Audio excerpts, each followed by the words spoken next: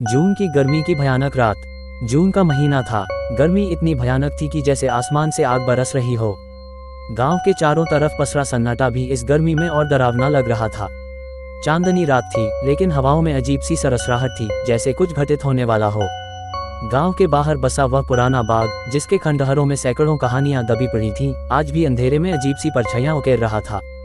गांव के लोग कहते थे कि उस बाग में रात 12 बजे के बाद किसी और ही दुनिया का राज चलता है। कुछ साल पहले वहां रहने वाला ठाकुर अपने परिवार समेत रहस्यमयी मौत मरा था। तब से वह हवेली वीरान पड़ी थी और हर रात वहां से चीखों की आवाजें आती थीं। कुछ लोग कहते, ठाकुर की आत्मा आज भी वहीं भटकती है। उस रात रामू और उसके दोस्त विकास और सुरेश गांव के बोरियत से तंग आकर बाग के रहस्य को जानने के लिए निकल पड़े। तीनों के हाथों में टॉर्चें थीं और चेहरे पर रोमांच के साथ थोड़ा डर भी था। अबे यार, अगर कुछ हुआ तो? विकास ने घबराते हुए कहा। रामू हंस पड़ा, अरे डरपोक मत बन, कुछ भी नहीं होता, सब अफवाह है। बाग के गेट पर पहुंचते ही तीनों की सांसें थम गईं। वहां का दरवाजा अपने आप ही धीमे धीमे चरमराते हुए खुल गया, जैसे किसी ने भीतर बुलाया हो। अंदर गुप्त अंधेरा था, पेड़ों की शाखें हवा में अजीब सी आवाज कर रही थीं। तीनों ने एक दूसरे को देखा और धीरे धीरे अंदर कदम रखा। हवेली के सामने पहुंचते ही रामू ने दरवाजे पर हाथ रखा, लेकिन तभी अचानक दरवाजा अपने आप ही खुल गया और उनके सामने अंधेरे में एक लटकता हुआ झूमर झूलने लगा।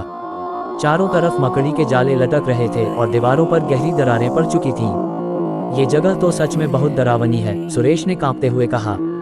अचानक हवेली के अंदर से किसी के रोने की आवाज आई।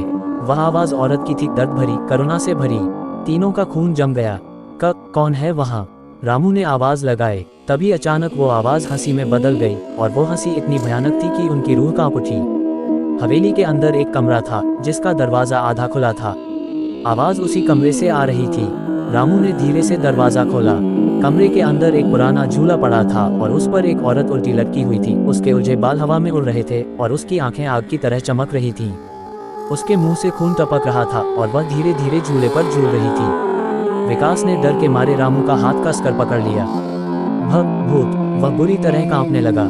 रामू ने पीछे मुड़कर भागने की कोशिश की, लेकिन दरवाजा अपने आप ही बंद हो गया। औरत ने सिर घुमाकर उनकी तरफ देखा और धीमे स्वर में बोली, क्यों आए हो यहाँ? मेरी नींद क्यों तोड़ी? उसकी आवाज सुनते ही तीनों के कानों से खून निकलने लगा। वो दर्द से तड़पने लगे। औरत ने अपनी लंबी जीभ बाहर निकाली और धीरे धीरे उनके पास आने लगी।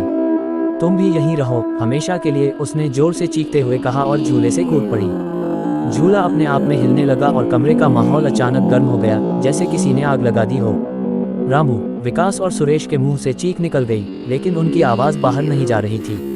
तीनों ने दरवाजा तोड़ने की कोशिश की, लेकिन कोई फायदा नहीं हुआ। तभी वो औरत हवा में तैरती हुई उनके सिर के ऊपर मंडराने लगी। उसकी आंखें खून के आंसुओं से भर गई थीं और उसका मुंह धीरे धीरे फटने लगा। एक भयानक चीख के साथ वह तीनों के ऊपर झपट पड़ी। कुछ पल बाद सब कुछ शांत हो गया। हवेली के कमरे में सिर्फ तीनों की लाशें पड़ी थीं, उनकी आंखें खुली थीं और ऐसा लग रहा था कि वो अभी भी उस औरत को घूर रहे हैं। तभी हवेली के कोने से उसी औरत की आवाज आई, अब मेरी नींद कोई नहीं तोड़ेगा।